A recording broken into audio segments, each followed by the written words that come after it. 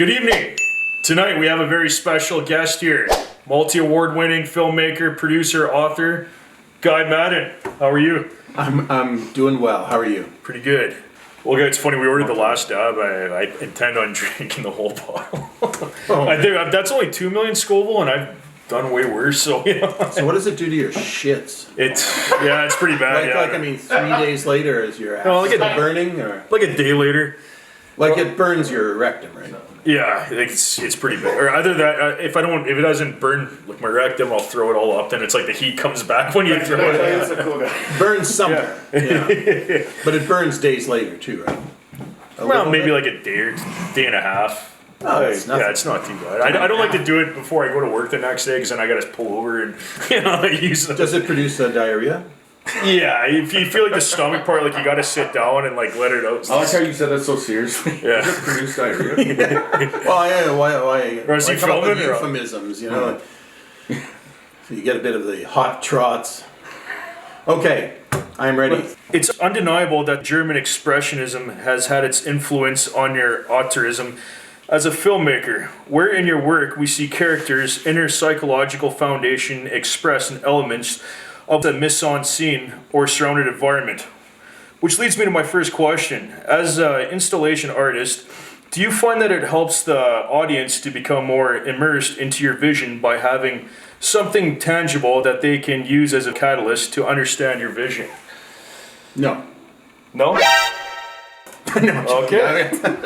No, it's a great question. Okay. It gives me, it's a great starting off point. First of all, I want to apologize for this sort of pandemic wear and pandemic coiffure that I've had. I'm normally a little tidier, and so please don't take it as a lack of respect. No. Lack of respect for your show or anything. I just, I can't cut my own hair. But I know what my hair is. It's not really worth saving or anything like that.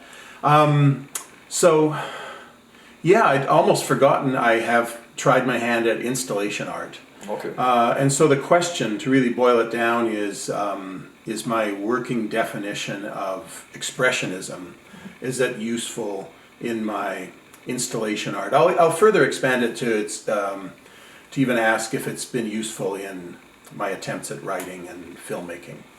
And the answer is yes. When I first started making films in my mid-20s, late 20s, I finished my first film when I was just turning 30. Felt like a late starter because there were some local filmmakers that had been, like John Pays, who was really an important influence on me when I was just starting out, who had been making films since he was like 9. Really? Yeah, Super 8 films, and then some 16 millimeter films when he was a teenager. So I felt like a real latecomer. I felt like I would never catch up, and in ways I never have.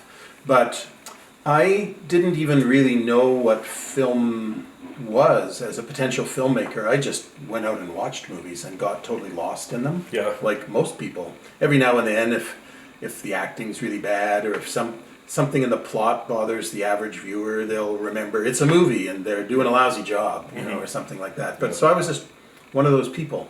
But when faced with the prospect of actually making a movie, and I was practical about my chances of making one that would win an Oscar, I knew I wouldn't be able to. But I'd seen John Pays' films weren't going to win Oscars either. They had an underground feel to them, but they had a real exciting spirit. They were entertaining and beautiful, and they had awareness of style and what was going on in the world at that moment, and then a position of irony against what was going on. And I don't know, there's so many ways to engage the viewer that I suddenly realized, hey, maybe I stand a chance of making a movie that's just as exciting, because before I saw his movies, I didn't even consider becoming a movie maker because I knew I hadn't gone to film school. I knew I couldn't even take a half-decent Christmas snapshot of my aunt in the sweater I gave her. And I knew from dabbling in theater that I couldn't act or direct actors or anything like that. But I saw this underground film that was made by a guy with a similar... He was way more talented than I was, but both of us were just as out of the race for making glossy Hollywood pictures. Yeah. And so I saw in him a chance to be something like him, maybe not as good, but make an underground film. And then I started to watch movies like Someone Who Might Make one day. And I got inspired by other films that had a primitive feel to them, or a non-Hollywood feel. But they were good. There was Louis Buñuel's L'Âge d'Or, which was made in 1930, and it uses non-actors and has a certain kind of expressionism in it. And then I saw a lot of silent movies that definitely just were labeled German expressionist.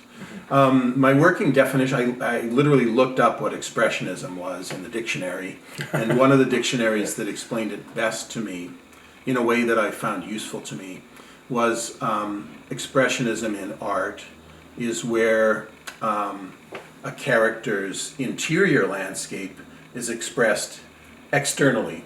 So maybe the most famous expressionist painting is Edvard Munch's The Scream. So there's a character that's screaming, Yes. but the whole landscape seems to have the same expression on its face as the screamer. Yeah, exactly. So it's tormented and terrified, the human in the painting, and so is the whole landscape. It's like a ripple pool extension of this person's state of mind. And I thought, that's the kind of, it's not realistic. No one would mistake Edvard Munch's Scream for a photograph. Yeah. Or a hologram. So I thought maybe Buñuel's L'Âge d'Or, that's French for Golden Age, because my accent's so terrible I translated it. It's acted out by one fairly skilled actor, but he's acting in a very expressionistic way. If he's jealous, he's jealous. Yeah. He's not hiding it. If he's lustful, he's lustful. He's just grabbing his lust objects. If he's angry, he clenches his fists. It's all expressionistically expressed out in the world and externally. Nothing's repressed. And it's just the way nothing's repressed in our dreams. We're just giving vent to our feelings.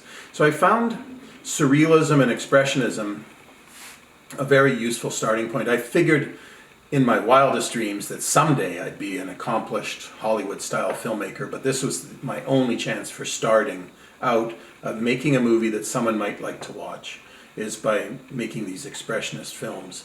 So I chose as a subject for my very first film these dreams, these recurring dreams I had about the death of my father. My father had died when I was 21, and he hadn't been well, and I lived in terror that he would die.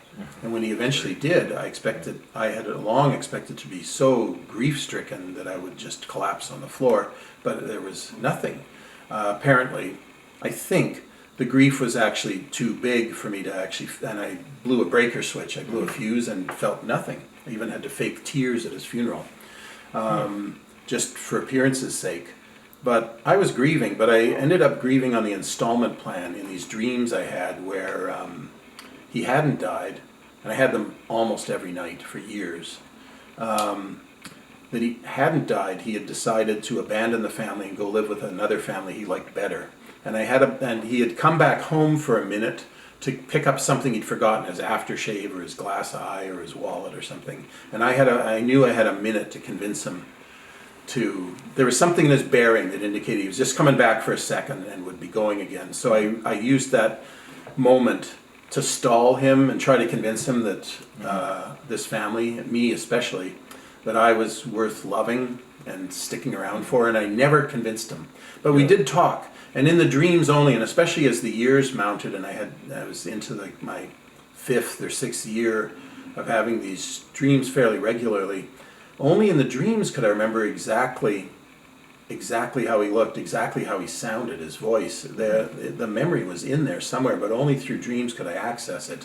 And so he abandoned me at the end of every one of these dreams. He went back, and I was a failure, and I was abandoned. So I woke up with a feeling of being abandoned, but I also woke up with the feeling that I had just been with him 2 minutes earlier. Yeah. And so they were a pleasant dream in a way. And sometimes we hit it off. We'd get along really well in the dream, and then he'd leave anyway.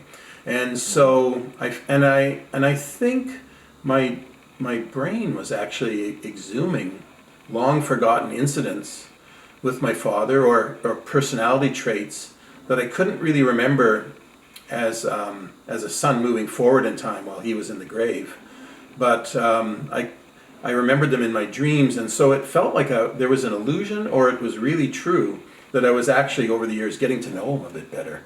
And so this produced, when I woke up, this hybrid feeling of abandonment, but feeling that I knew my dad a bit better, which was a good thing, because I never really we didn't talk to each other much when we were both alive. And so it's a pretty bittersweet feeling, and I like the fact that good art leaves you with complex feelings. Absolutely. And so this to me was like a complex wine, or a complex piece of art, or something that left me conflicted. Yes. And I thought, if I'm going to make a movie, I can make a movie about these dreams, and if I shoot some of it badly and there's bad continuity or bad acting, I can just say, oh, it's all a dream, you know. Mm-hmm. And so it stretched a nice safety net beneath me. And it'll be expressionist, and so that'll give me a chance to exaggerate the performances. Yep. I can use non-actors. And I felt that, and if someone accuses me of being a wanker, because the film will be very artsy-fartsy, I'll say guilty, but I'll know in my heart that the film was based on something real, yes, that I really felt, and that was really important to me. Yes. So I would know that though I had all the hallmarks of a wanker, that deep inside I was trying to express something honestly. Yes. And so that's how I started my career. And because I didn't know how to light very well, I learned from just reading how to make a film, textbooks or pamphlets before the internet. This is like 1984. Okay. I learned about the 3-light setup. You know, there's the key light, which supplies most of the light to your character's face. Then there's often a fill light, which just softens the shadows a little, produced by the 1 light. And then there's a backlight, which helps. It's used by some directors often. Supplies just a little halo of light that helps you pop out from the two-dimensional space that you form as an actor with the background. But I tried setting them up, and my actors had 3 nose shadows. Yeah. Because I didn't set them up right, and I didn't know how, and they were too harsh. So I unplugged the backlight, got 2 nose shadows. I unplugged the fill light, got it down to 1 nose shadow, making a Hitler mustache, which was not good. So I got the actor to lift his head up until the Hitler mustache was reduced or disappeared entirely, and then I shot with 1 light, and that produced 1 dark shadow, and it produced a warm or a hot spot in the middle of the frame. Shot in black and white too, because I respected the secret power of colors. Okay. And so I just went with black and white. So most of your films are in black and white. Yeah, they are, and for that reason, that I couldn't afford. I didn't know how to control palettes so that they actually had meaning. Okay. So I just thought I better just make everything monochromatic. And so they were in black and white, and they had these harsh black shadows, and then the parts that were illuminated graded off into darkness. And that's what German Expressionist films look like. That's awesome. And that's what silent films often look like. Yeah. And so I accidentally made, just out of ineptitude, and those movies were not made by inept people, but my movie was made by an inept person. Okay. The Dead Father, my first short. And then, and so right away, I got into the Toronto Film Festival. People were saying it's prairie surrealism, or it's German expressionists, or it's even Russian, because I often Russian cutting. It's not just Russian cutting. Not all Soviet filmmakers did this, but Eisenstein kept everything on the tripod, and he would often have scenes between 2 people. Okay. Where each person is shot separately. And I had to do that with The Dead Father, because The Dead Father was played by the Associate Dean of Medicine, and was never available. And so on the rare occasions that he was available, I'd go shoot him separately. And then the son was played by a guy in law school, and he was never available. So if I ever got him, I'd shoot him separately and then just cut them together. So I was told I was a German expressionist, a surrealist, and a Russian. But what it was is just I needed to just survive and make the movie. So I was doing whatever it took. But a style came out of it that I actually liked. And so by accident I chanced upon these styles, and then I kept them and started watching silent film for the first time. And started watching Soviet montage film for the first time, and watched surrealist film only because I already knew about surrealist film because of L'Âge d'Or, but I hadn't seen any others. And then I started watching them more, and you kind of work on what you're good at and try and avoid what you're not good at. Now, if I'd gone to film school, I would have worked at what I wasn't good at, and I would have learned better. But I didn't go to film school. I went to my own Guy Maddin make a film school. So sometimes I regret not going to film school. And not being a better rounded filmmaker. But I think that would have prevented me from developing a style, and the style enabled me to sneak in through the back door of the film world. Now back to your father passing away. I know some of your films. I remember in My Winnipeg that you were talking about how the Winnipeg Arena was a big part of your childhood. Like what was the phrase? It raised you. I may have said that. I can't remember exactly what I came up with for voiceover narration for that, but I would say it's accurate to say that it's probably where I saw the most men, male role models. My dad was a male role model. My dad was very gentle. I am a lot like my dad, but I also saw other men there, naked men, in the dressing room, because I was kind of I was allowed into the dressing room, and at times I felt elevated to sort of mascot or even informal stick boy status, and at other times I felt invisible or even unwelcome. My status there was never officially sanctioned one way or the other, and so it was tenuous. And I felt my dad's status there was also on thin ice. At times he was enormously welcome, and he didn't have a paid position with the Winnipeg Maroons and the Canadian national hockey team, but I have the feeling he was a very valuable member of the team, but it wasn't an official, he was a man Friday kind of thing. He just did lots of things for them, and I think he was their travel coordinator, and I know he opened the gate at games for players. Some of them jumped over the boards, some of them came through the gate, and I was there, and I know he was well liked. But I also know that sometimes when we went to the arena, the doorman would stop us and ask us what we were doing. And even once he was turned away, but usually could charm his way in. And other times he was welcome. It was kind of weird. It was it was very dreamlike, my dad's own status with the team. But I do know that at game times, everybody who followed sports in Winnipeg knew what was going on in the arena. 10,000 lucky people were in the arena, and there was so much excitement, and I felt really special being a kind of person that could actually go in on off days or go in on a game day and be at ice level. I felt really special, like a celebrity, and even people at school knew that I was there as a special status person.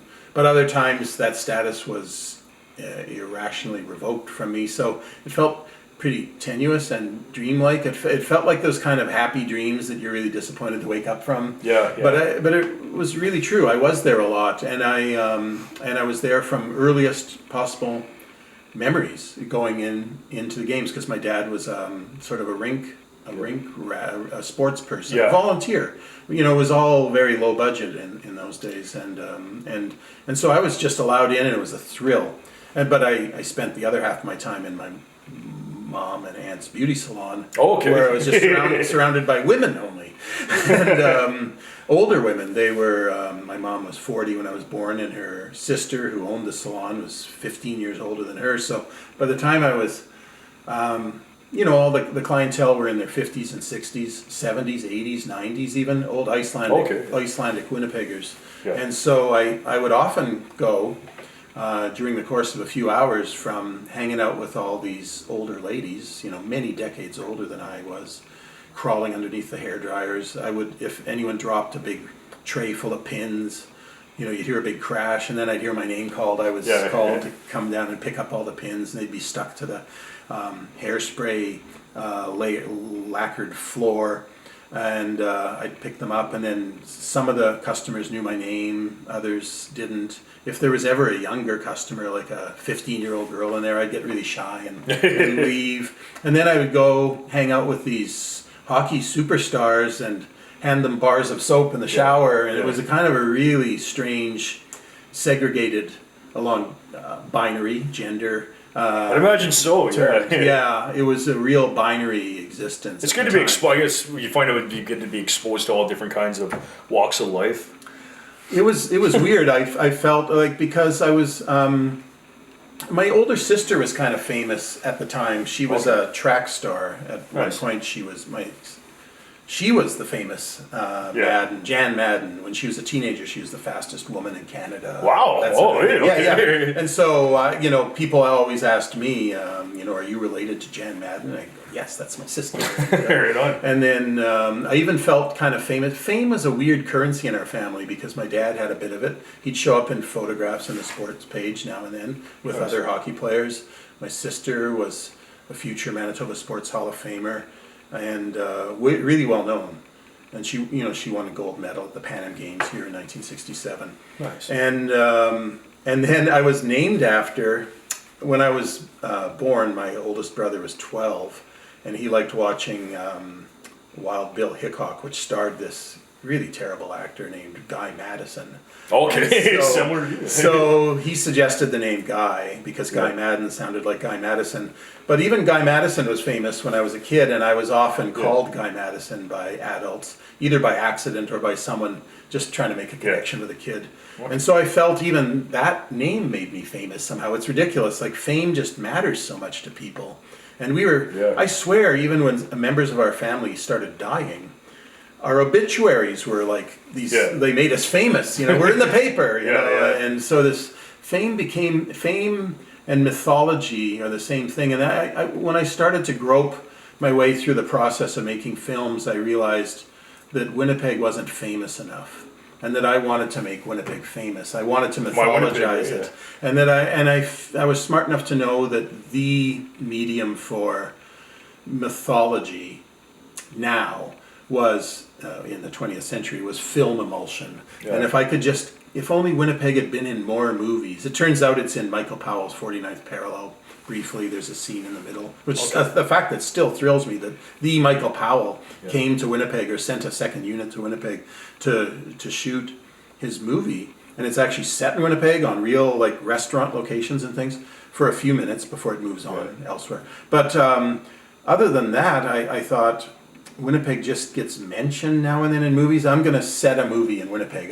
So I set Saddest Music in the World there, and then that was. And I set Cowards Bend the Knee there. But then those movies didn't get seen much. I thought, for the documentary channel, I was commissioned to make a movie about Winnipeg, and I thought, here's my chance to commit proper myths. And I felt that by definition, almost, a myth can exist as a myth without any regard to whether it was freshly minted or has been around for decades or hundreds of years, as long as it's committed to emulsion. So I set about creating myths and then just committing them to emulsion, and released it as my version of what Winnipeg is. So you put a lot into that movie. I mean, there's so much detail, one subject matter to the other, and all the different angles. I was really blown away by that. Yeah, people were always asking me what's true in it, and half the time, I'd lived with the dreams of making, of committing Winnipeg to film for so long. I couldn't remember what was true and what was just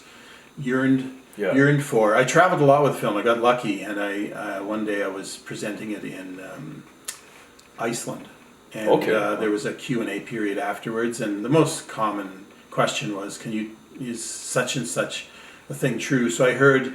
I'm Icelandic Canadian myself. But I heard a little Icelandic accent in the audience speaking English, a woman asking me, is it true about this one episode in the film where there's horses frozen in the river? Is it true about the horses being frozen in the river? And while this question is being asked, I recognized that it was Bjork asking the question. Okay. And I thought, oh my God, I've got to tell the truth to Bjork. And then by the time she finished answering the question, I said, no, I must lie to Bjork. I must double down on this myth because it wasn't true. I must double down on it. You know, I got to fill in more details on this myth to make it even more convincing. Okay. And I have no idea if she believed me. I think she did, because I just elaborated on it. I said I wish I'd had time in the movie to tell half the story. Yeah. And, but I didn't. I could only tell a mere fraction of it, and I elaborated on it and gave it all sorts of plausible. Hey, Guy, you talked a little bit about paranormal activity in My Winnipeg as well, too? Yes. I was going to ask if you believe that. I don't. don't? You know, Okay. I've asked people. People have asked me about ghosts and whether I believe in that stuff, or maybe they haven't even asked me, but I've offered this. I don't believe in ghosts when I'm just out and about in the real world. I've been spooked. I've had moments where I had no explanation for what just happened, and it scared me. I've even seen a little boy crouching in my cottage late one night, but I was tired and I was spooking myself about things with the person I was talking to on the phone, and it was for just a blink of an eye, and so maybe I didn't see it. And I know hallucinations are a real thing. So I don't know. So but I will say this: when I'm making a movie, when I'm holding a camera in my hands, and or writing a script, I believe in ghosts. Because I believe in what they are. You know, like ghosts seem to be unfinished business that won't quite go away. I guess Hamlet's ghost, Hamlet's father's ghost, is one of the most famous in literature in the Western canon, and that's Hamlet being, tortured with the unfinished business. All sorts of things. Shakespeare makes him literal. Other people see him as well. But so he really is a ghost in the story, and I know from the experience I just told you of having recurring dreams of my father, that there's unfinished business that's as persistent as a ghost that's haunting someone. And so there's an emotional truth to ghosts, I think.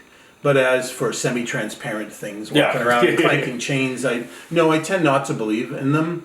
But I just find them to be so emotionally true and present that my whole life is like, I think the death of my father, maybe, I've had many people die in my family, but that one just happened at the right time in my life to sort of define my life. Isabella Rossellini and I became friends. We bonded over the fact we both have dead fathers. Her father died in June of 1977, and so did mine. She's a good writer, and she's just very frank and honest about her emotions, and she's more in touch with her emotions than I am. But I'm always trying through film. She tries through film, they're not little, they're impressive, the short films she makes, and her live theater things. But we're both after the same thing, a kind of an emotional figuring out. And we both have daddy issues. No, that's okay. We both have daddy issues. And she even named her daughter Electra, as a matter of fact. Oh, really? The ultimate daddy's girl. And she also appeared in many of your movies. Do you find for the same particular reasons? I just thought she'd be great in a script that George Tolles and I wrote specifically for her. We thought, who could we get to be in a film like this? Isabella Rossellini had the advantage of being world famous for many reasons. She, as one of the great supermodels, as film royalty, but also as being an actress in highly adventurous experimental films, especially Blue Velvet. So that gave us hope. The fact that she went in films, the indie films, but was really good in them. That it gave us hope that maybe we stood a chance of getting her. Right on. And then when I got her to agree to be in the picture, it was easy because we just instantly got along on all these emotional matters. And, That's good. Yeah. And we also, she's Italian, and I'm not, but she's Italian, and Swedish. And so there's something in the Scandinavian that really likes these really brutal stories. Okay. Really Yeah. Icelandic sagas. Yeah. And there's a way of talking in broad strokes, like ancient literature about things, brutal things that have happened to you personally. Yeah. There's a blunt honesty in what's going on. But then the Italian part of her is the operatic part of her, the part of her that's melodramatic, and, Okay, yeah. very dramatic, and she talks with her hands like anyone raised in Italy, and that's very useful for silent movie performing. Not that my movies are all silent, but That's a good point, though. my movies are extroverted, like John Waters' Okay, movies. I don't have a divine like John Waters does to be just an explosive, hysterical, super exuberant presence. But I just have everybody in my movies kind of just dialing it to the point of utter extroversion, so that you know what they're thinking Yeah. through their body language, Or That's a good point too. Like Yeah. usually you catch a vibe from somebody the way they represent themselves as well too. I used to work with a deaf guy, we used to collaborate. Yeah. well, yeah, I'm assuming physical expressions Oh, come yeah. into play a lot more. Big time, yeah. With the absence of speech. I find you're more intact with your other senses, your sight as opposed to Okay, next question.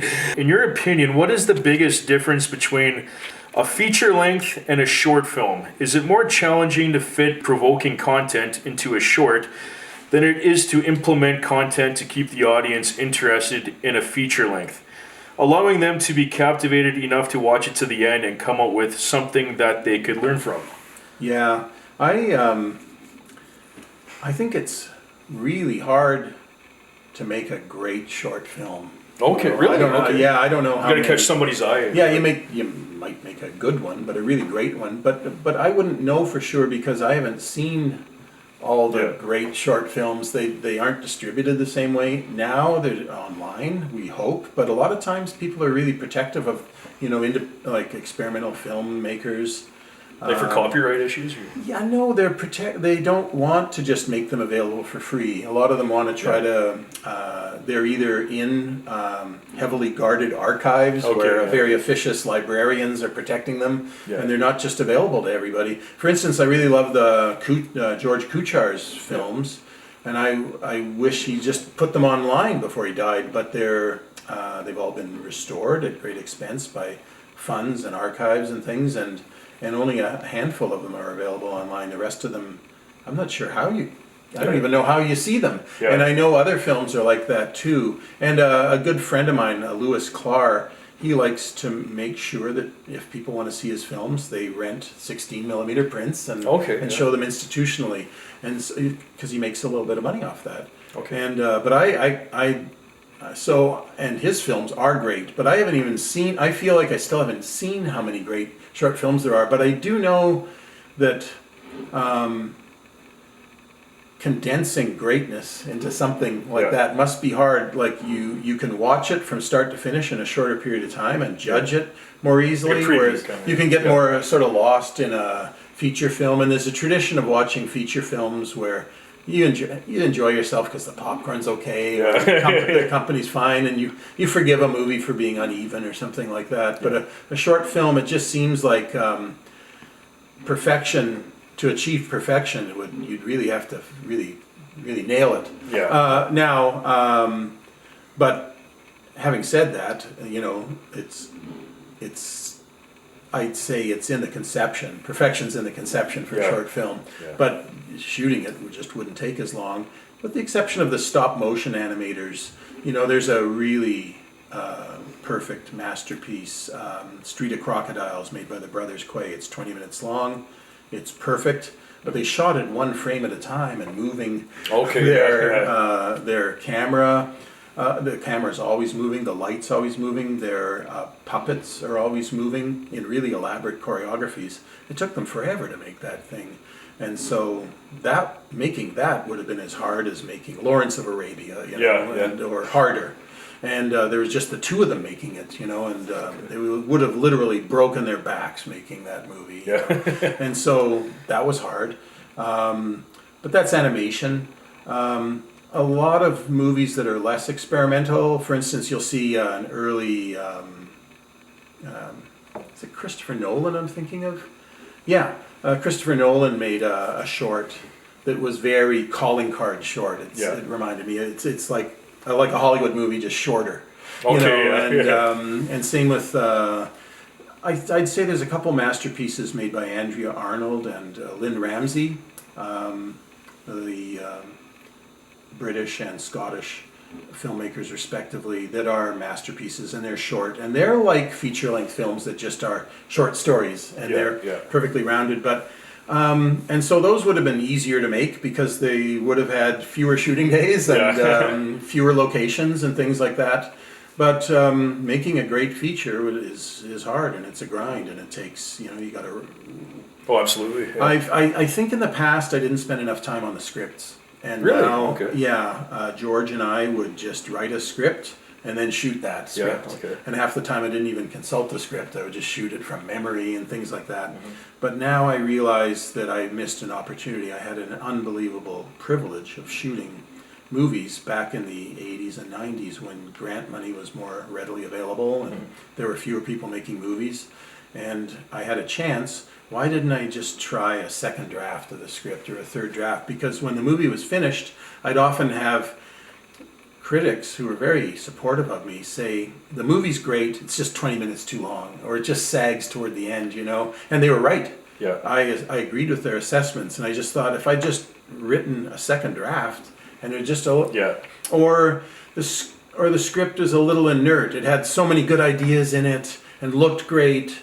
But it was just inert, and then I realized later, years later, after reading a How to Write a Screenplay book, that it's because we hadn't just changed the order of a couple of things that would have kept viewers curious about things. I wasn't interested in smashing the models of just basic 3-act storytelling. It was my subjects that I wanted to get out there. So I actually felt I failed myself. I missed an opportunity just to tell a story in a conventional, engaging way. It would have still struck people as wildly experimental because of the subject matter and the style of acting and everything. That still would have been mine. But I feel like so to write a good script now is like writing a novel. You have to take a year to write it. When I was doing it all by myself, my first 3 features, I wrote the scripts either by myself or with George,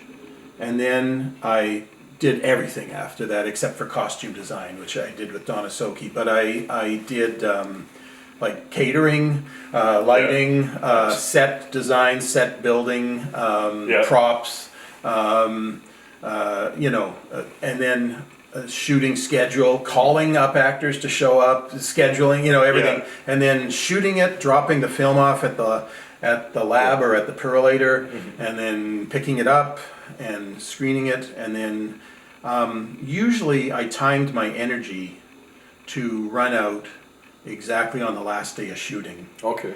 And then the idea was I would go to the family cottage, and rest for 2 weeks or a month and come back and edit. But my energy had been so depleted, and my emotional energy especially had been so spent, that I found I wasn't ready to come back and edit, because editing does take months and months and months. That I often I'd come back but would not do any work. I became a really good ping pong player instead of editing my second feature, Archangel. So I spent 3 months playing ping pong instead of editing at the Winnipeg Film Group, that sort of thing. Yeah. And then finally, when Greg Klimke, my producer at the time, gave me a deadline to get the film into the Berlin Film Festival, then I started a hustle. Okay. But the film script was structured so inertly. That's one of my regrets, because I love that movie. It's it's the movie that alienated the most people. It had an 85% walkout ratio. But if I had just rearranged the order in which I thought of how to parcel out information in the story, Yeah. I feel like it could have been some sort of crossover phenomenon. I could have at least added 3 decimal places to the number of people that liked the movie. It still would have only been in the thousands. Okay, But I just would have done myself a big favor, and I would have been learning. I don't know. But anyway, I can't even remember the question now, but I do, well, it was hard. Yes, editing takes a long time. But then, in 2002, I shot this movie, Cowards Bend the Knee. Yes, And, I thought that was a really interesting story about. Oh, go ahead. Oh, sorry. How you fell in love with the abortions doctor's daughter? That is really like. And is it somewhat based on like actual events? Like, It's 100% autobiography, but viewed through. I had this weird theory while making it, and what had happened was I had just been through a pretty rough relationship that had just ended, and by coincidence I was sort of sitting there in this post-relationship numbness. And I'm probably full of self-pity or whatever it was. Yeah. But I had long meant, I was already 46 years old. I wasn't a kid, but I think of myself as a kid because I always think of myself as the eternal beginner. But I had decided I better read some Greek tragedies. I've been meaning to for a long time. You know, you hear about Electra, you hear about Medea, but what are they? You know, so I looked up on Wikipedia what they were, and I got an idea. And then I decided I would read Euripides, Electra, and Medea. And Electra especially, I thought, geez, this is what I just went through in my relationship. This thing was written 2,500 years ago, and yet it was like it was written by a guy following me around and reading my mail, you know.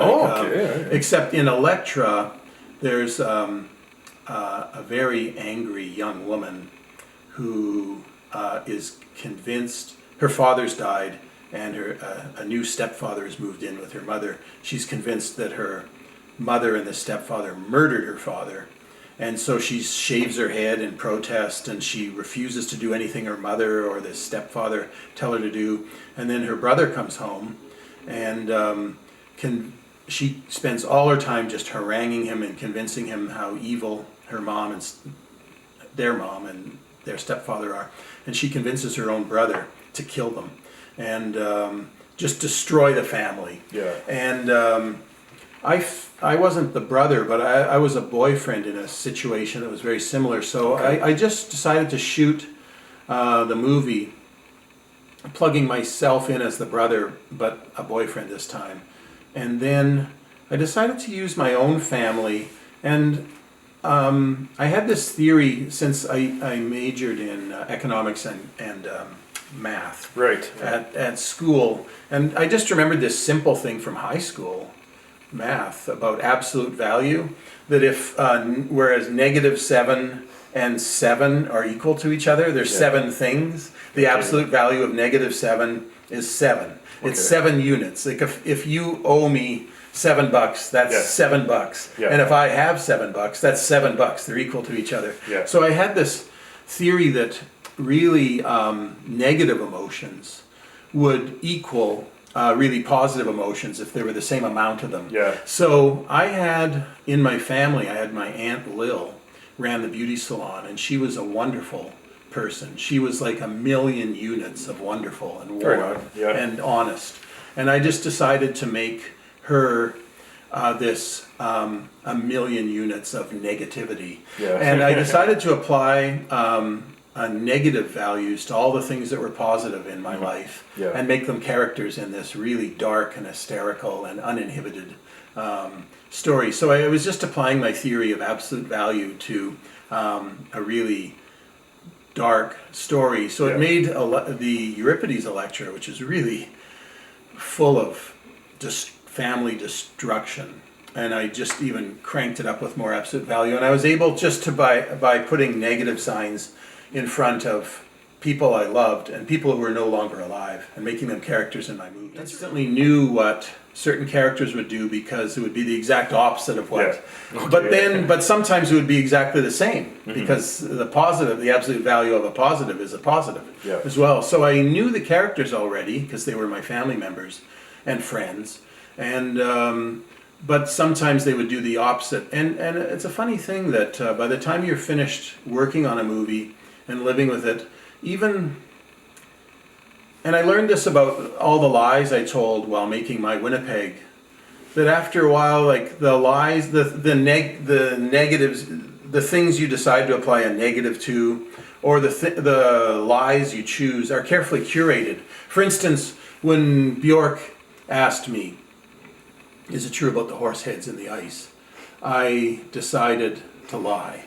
And the way I was thinking, okay, how am I going to lie? And I started to, say, the horses actually came from Mars and they were, dropped in the ice and Martians froze the water so fast they couldn't get out. And I went, no, that's ridiculous. That's not my style of lie.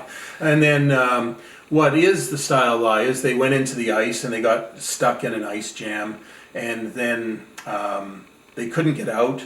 And so they struggled there and they died of hypothermia and then the ice froze. They didn't freeze instantly with a death ray or something. So there was a kind of select, I thought of about 3 or 4, I auditioned 3 or 4 possible lies and then chose one that seemed the most plausible. And then I followed up on it with, not only that, there was 11 of them and they stayed there all winter. And as the winter, we all know in Winnipeg, there's warm days where the sun actually seems to create little puddles here and there. Yeah. And so the horses started to thaw out a little bit, but people were sitting on them, and so their hair wore off and even wore down right to the point where little pieces of meat were coming out, and there was their bare skulls there. And then in the spring, when the river was starting to break up, they were just half decayed, but people were still fascinated and fell in love around the horses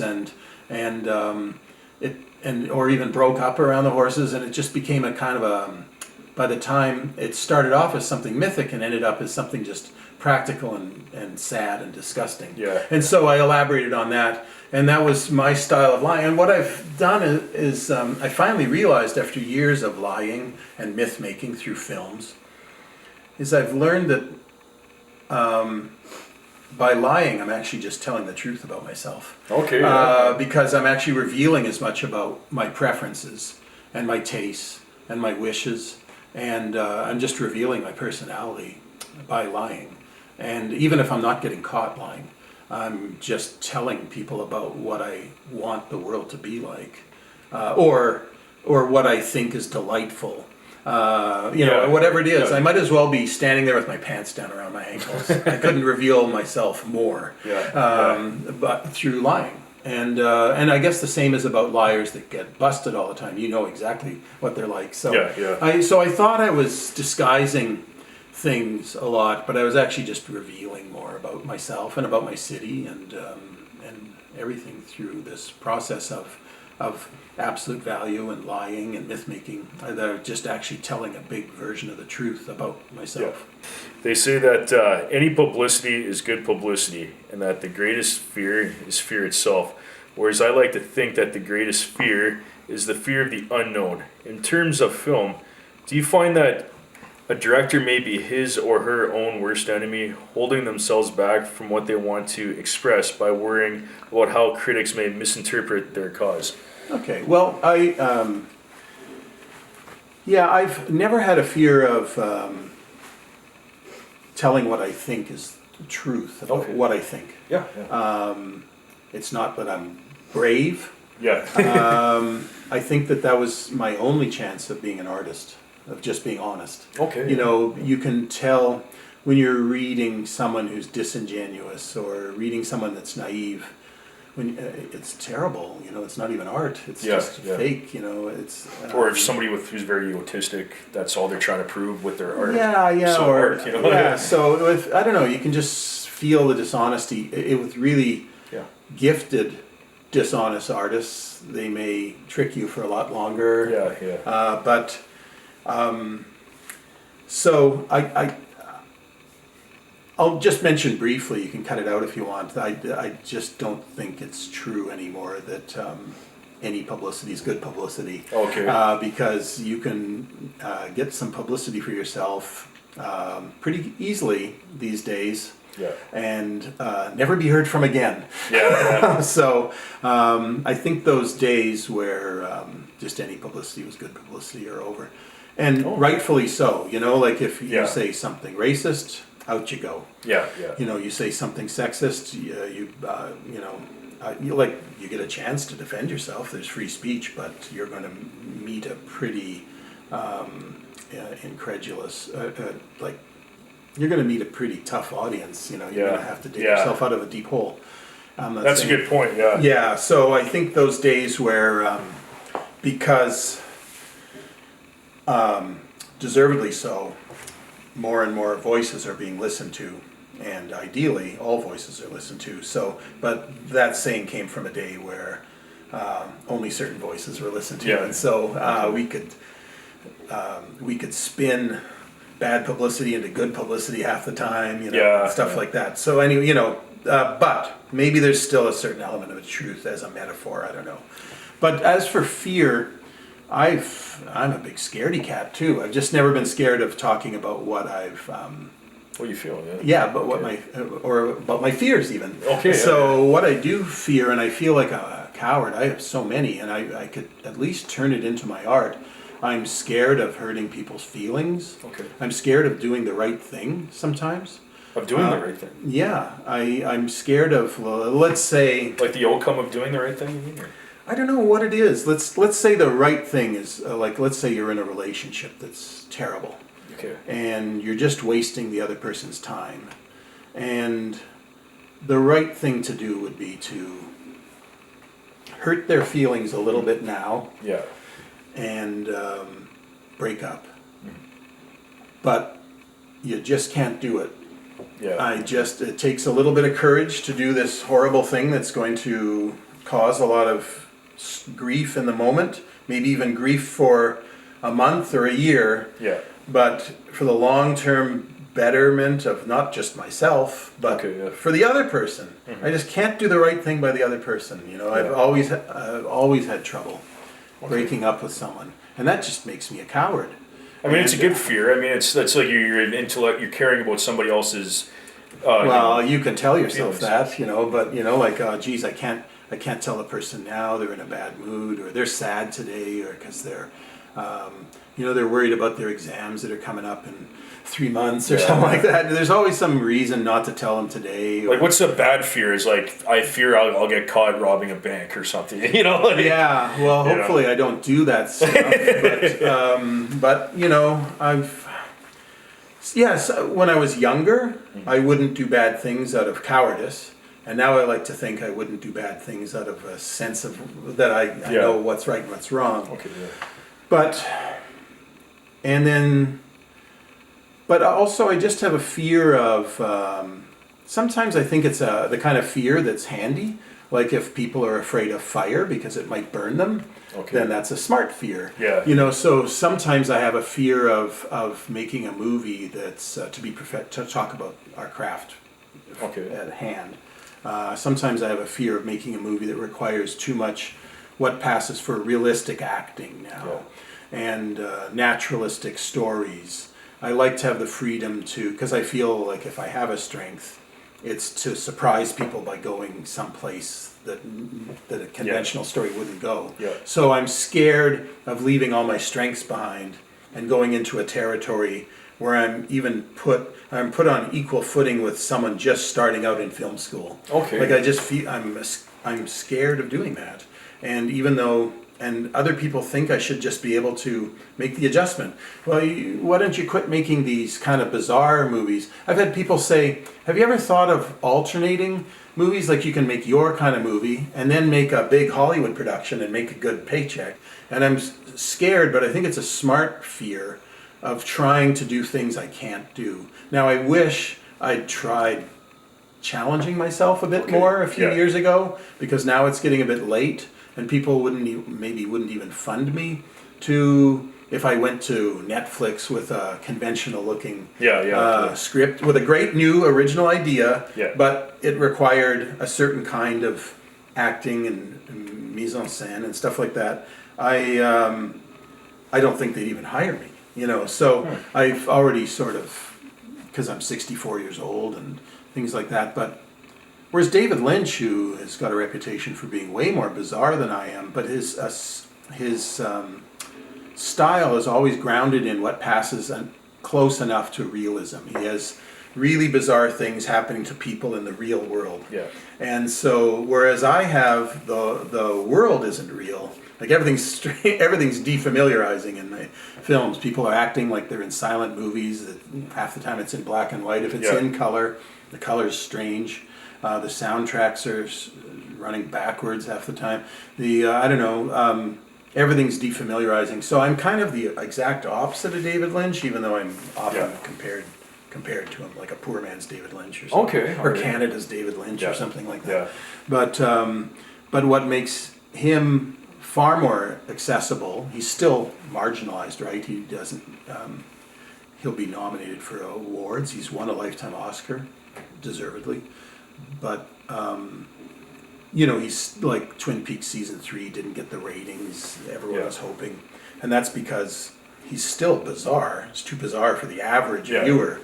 But what enabled him to get the relatively good ratings Twin Peaks season 3 did get is that it's set in a real world, and that the strange things that happen in it are happening to, some people will say, well, that's like the X-Files or something, whereas he's totally different than the X-Files, but it's close enough. Mm-hmm. I don't know. So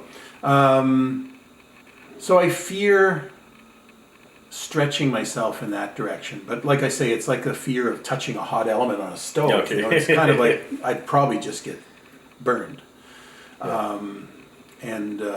But I don't fear exposing myself. So I feel like I'm more, even though I am a filmmaker, I feel like I'm more like a painter or a writer in that the stakes are low.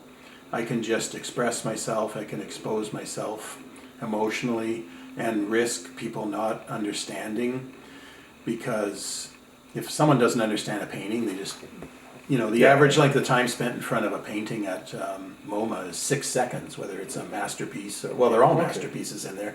People, 6 seconds lost. If someone doesn't understand my painting, Yeah. So, and if someone doesn't understand, like a book, they just put it down, don't even buy it. So I feel like I have that freedom. So I'm not scared of anything, and that's given me freedom. But once you get into the business of filmmaking, that's full of terrors. We were talking earlier about you had a bunch of gentlemen that you were collaborating with called the Drones. Is that I believe? I fell under the mesmeric spell of John Harvey. He was the male lead in my first movie, The Dead Father. He's very charismatic and had a way of speaking.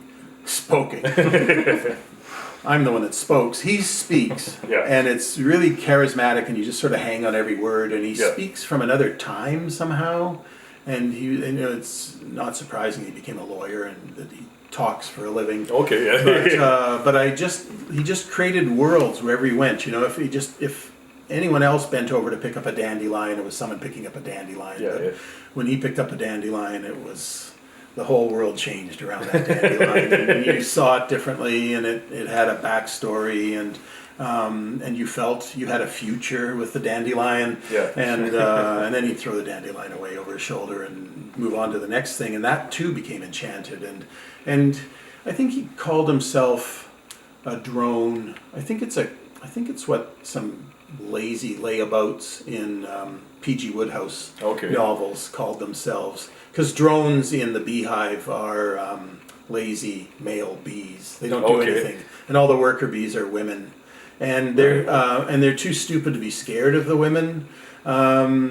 Because at the end of the honey-making season, the female worker bees just slaughter the drones, just kill them and kick them out of the house. They've had enough of them, and they're just useless people, drones. So I think we called ourselves the Drones because we knew we well into our 20s. Other people, well, John wasn't really a drone. He was going to go to law school, but he knew how to spend idle hours. Okay. And so we called ourselves the Drones. I didn't even understand the reference, but I was just happy to belong to Yeah, the fair club. enough, yeah. But I did later watch I Vitelloni, which is a Fellini film about drones. It's about I Vitelloni translates roughly as veal that's too old, like veal that should be like it's not grown up yet. It should be cattle by now, but it's still veal. So, and it's about guys in their late 20s, even early 30s, that are still living at home, and they don't really have jobs. They have girlfriends, but their girlfriends are getting pretty tired of them, being useless and stuff like that. And so that was the Fellini movie that really connected with me. And I didn't realize it at the time. It was because of the drones. And I didn't even understand where the drones name came from. But it was a group of friends. Okay. It was my friend Ian Hanford and John Harvey and me and Kyle McCullough, who was the male lead in my first 3 features: Tales from Gimli Hospital, Archangel, and Careful. And then in 1993, as soon as I finished Careful, he went down to L.A. He'd also starred in 3 other locally made films. Yeah. He went down to LA to get a job as an actor. Okay. And these films were so stylized and strange and just plain Winnipeg Film Group weird that they were actually hurting him in getting acting work. And he started to go to auditions and leaving his demo reel out. Yeah. And he is a really funny and charismatic and gifted comedian. And he ended up falling in with some comedy writers down there. Just Shoot Me and things like that he was writing on, and he ended up working at South Park for 10 years as a writer. 10 years as a writer on a show is unbelievably great longevity. You're usually gone after 1 or 2 seasons and then on to another TV show, but even if you're good. But he got to the point where he was even second unit director on South Park's Team America. World Police. I'm a big fan.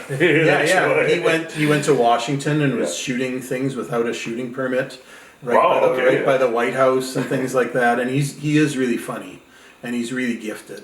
And I know he finally got fired from South Park.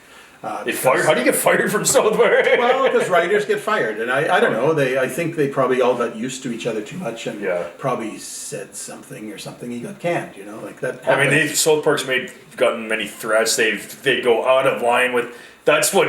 I kind of respect the craft of it. Maybe a lot of people might. No, they're amazing. On the ears.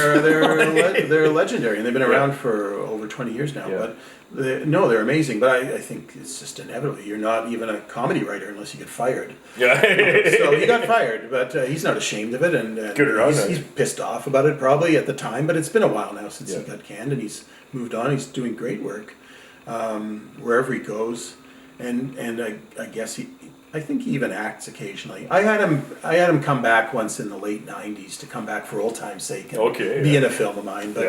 But we had both gained so much weight that like while I was trying to help him into his pants, he had these really long nails on. His part called for long nails. And he put the nails on before he put the pants on, and so I had to help put his pants on, and they wouldn't fit him because I was using old measurements, and he gained a lot, and we both gained about 50 pounds, and then I ripped my pants, bending over to pull his pants on, and then we both just looked at each other and just shook our heads. It was like, oh my God, what are we doing here? In this movie I was making that I never even finished shooting, and it never got released. He didn't get paid for it, and I was like, I could, smell his crotch coming from these pants that were half on, and one of his nails broke, and like I say, my pants ripped right up the ass. I don't know, it was one of those too frequent humbling moments to visit an independent filmmaker. Yeah. Well, Guy, it's been a great interview. It's much respect. You're a very artistic, respectable man here. Respectable. I hope my mother is watching. Okay. Thanks so much. I feel like shaking your hand, but maybe the handshake's dead. But this is in the spirit of old school comradeship. I shake your spiritual hand. Gotcha. At this point. Okay. Thank you so much.